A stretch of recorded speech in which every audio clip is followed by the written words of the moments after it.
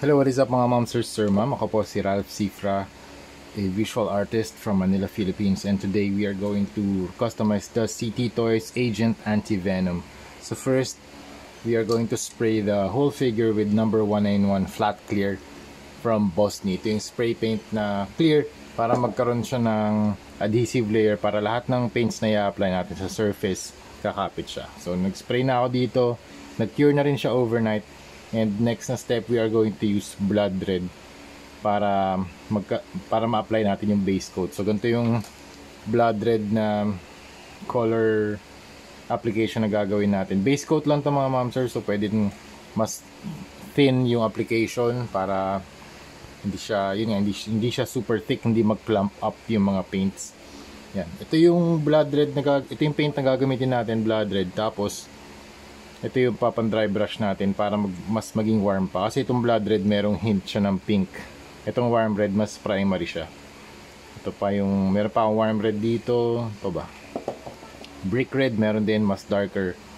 And I also have orange for highlights. And I also have fluorescent red para sa mga brighter areas na pwede nating i-emphasize. And yun, isa pang blood red. Okay? For base coat, ano lang tayo siguro, pwede kayo mag-mix ng water since water soluble naman yung water-based acrylic naman yung ginagamit natin. Tapos papahid lang natin dun sa surface. Yan, something like this. Ganun lang. Hindi ako nag-worry about dun sa mga parts na matatabunan ko. Yan, lahat ng parts, lagyan lang natin ng blood red. Ito yung ginagawa kong base kasi yung warm red maubos na eh. So ito muna yung gamitin natin for base. And then patungan na lang natin ng blood red, ay ng warm red para magkaroon ng mas primary na hue. Primary red na hue. Kasi ito mas pink yung finish niya.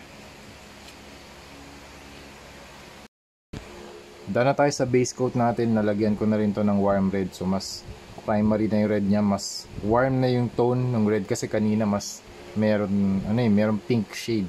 Ngayon meron pa rin naman, din dry brush ko lang din naman yung red, pero yung overall tone niya mas primary red na siya. Then yung next step, we are going to apply dry brushing application using Vallejo Metal Color Silver.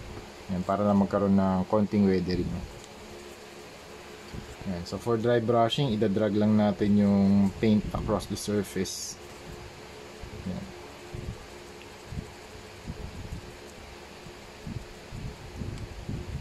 So lahat ng areas na natatamaan niya magkakaroon ng silver paint. Saka mas ma-emphasize yung mga edges.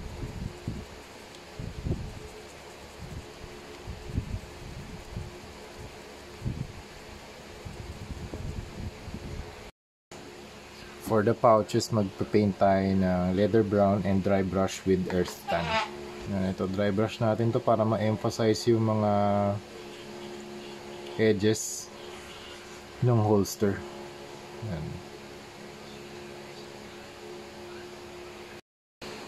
Next step, we are going to use orange and fluorescent red para makagawa tayo ng mga highlights. So gagamitin natin technique dito yung comic book paint style natin. So for that, we're just going to follow yung mga lines para makapag-apply tayo ng mga highlights. In this case, sa part na to, yung mga veins sa kanya forehead. So kung ano yung mga naka-raise na sections, yun lang yung nilalagyan ko. Pwede rin dito. Okay.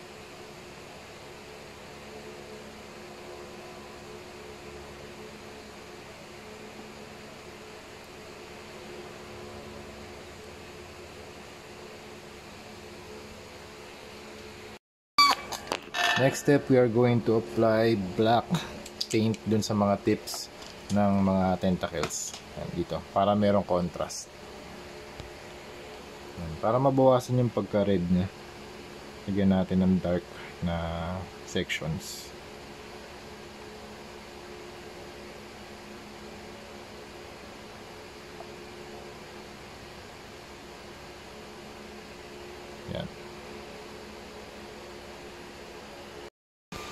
done na tayo sa ating City Toys red version na Agent Venom, mga ma'am, sir, ma'am. Thank you very much City Toys sa paggawa ng mga gantong klaseng mga bootleg. Super ganda. It's a perfect canvas for custom repaints. So far meron na tayo, na-customize na ako ng Agent Venom na blue version, tapos Agent Anti-Venom na custom comic book style na repaint. So dalawa na yon. Tapos meron tayong Agent Venom na red version, tapos ito yung kanyang suit red talaga, kasi yung previous na custom repaint natin kay Agent Venom, mga shade lang yun ng red, mga highlights lang ng red. Ito yung base coat niya, so red talaga yung suit niya. So it's a combination of red, black, gold, silver, leather brown, tsaka tan, earth tan. Meron din mga orange and yellow, tapos lemon yellow. Yung huling-huling ginawa ko dito itong mga blast effects, tsaka itong mga web effects niya, webbing na accessories. Meron din siyang stand, meron akong signature dito, meron siyang mga additional accessories na hindi natin ma-equip kasi wala na mga peg. So ito na yung pinaka loaded na pwede kong gawin sa kanya. Meron siyang blade dito sa kanyang left arm or left hand, tapos naka-equip yung grenade launcher sa kanya right hand, and then sa likod apat yung naka-equip sa pegs. Ito yung mga short na tentacles with the guns na may blast effects. Tapos naglagay na rin ako ng blue tack para ma-equip din natin yung additional 4 tentacles para loaded talaga yung likod niya. So parang maraming tentacles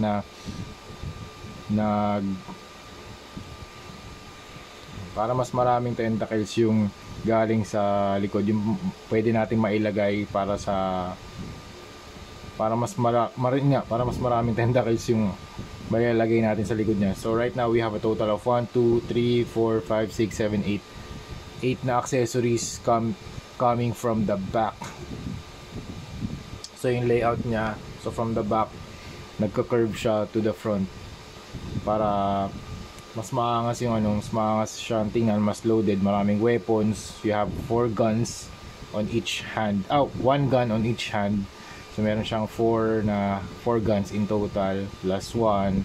Tapos yung mga iba pa rito hindi natin ma-equip, sayang nga wala nang pegs. Ito meron pa siyang dalawang holster with gun, and meron din siyang dalawang ganito, yung mini holster. So right now ito na yung pinaka maximum na pwede nating ilagay kay Venom. Ngayon kung gusto niyo super loaded ng mga action figures niyo for display purposes, yan, pwede nyo gamitin yung mga additional na mga blue tack na pwede nyo gamitin yung blue tack para ikabit yung mga additional accessories sa likod. Okay. So medyo lang siya, ipapag blue tack, ayusin nyo na lang talaga based on your preference. Yan. Pag nakalagay naman ganyan, di na naaalog. Ito mas close up. Okay. So last na ginawa ko rin dito, nag-spray ako ng clear primer, so yung Bossni number 191 flat clear para ma-seal yung paint job. Okay, so that's it. Thank you very much for watching and see you sa next video. Bye bye.